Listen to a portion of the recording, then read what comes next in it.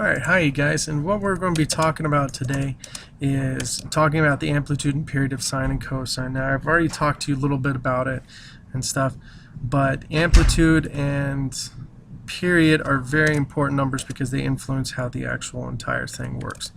So let's say sine of b theta and y equals a times, let's get some spaces in here, a times cosine of b theta.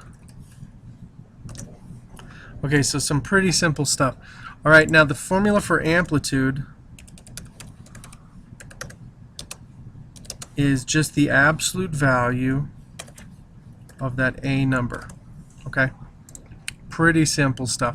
It's always going to be positive, even if it does turn out to be negative. Whatever you're plugging in here, amplitude is always going to be positive. Okay?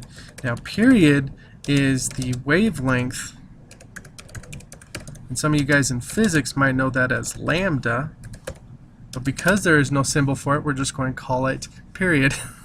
And period is just for sine and cosine. It's going to be 2 pi divided by b.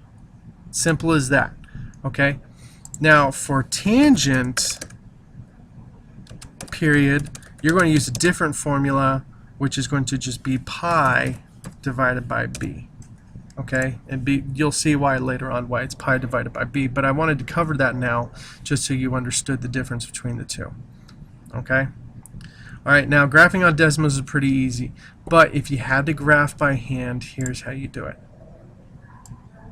Okay, you start off by drawing the actual graph, okay, and then you find the period, and then you base your first 4 markings, and you can kind of, since it is a periodic type of graph, you can base your first 4 markings for the rest of the graph from there, and plus if it's sine or cosine. So like for example, and here I'll just go ahead and do these ones up here. Okay, so for example, if I did y equals 3 cosine of 4 theta. Okay. Alright, so that one's pretty simple. So my amplitude is equal to 3. Pretty simple. Okay, now my period is going to be equal to 2 pi divided by 4, which turns into pi halves. So that means over the course of pi half units,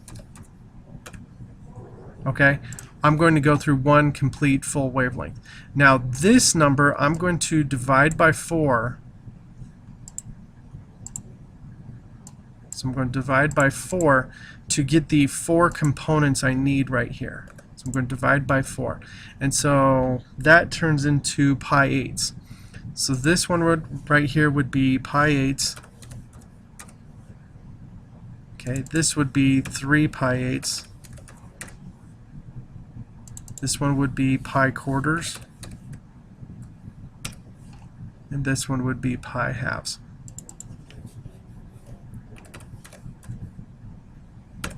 Alright, now this is how I do it by hand. Obviously, I would probably want you to be using Desmos just to work with it.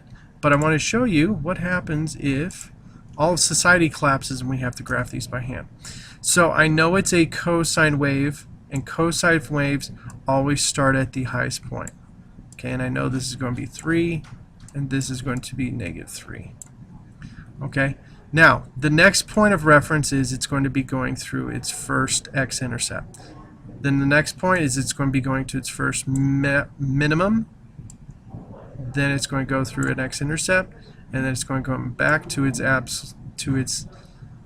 max. Okay, and so when I draw this, if I have those 4 points of reference, I can draw this pretty well and get something that looks pretty good, even though I'm just drawing by hand or mouse in this case. Okay, and then you can continue on the same pattern. But if you guys start out graphing this by hand, it just saves you a whole headache of understanding what the actual graph in Desmos is doing. Okay, so once again, formula is 2 pi divided by b. Amplitude is the absolute value of a. You should be good to go. Okay, you guys have a wonderful day, and I'll talk to you later. Bye.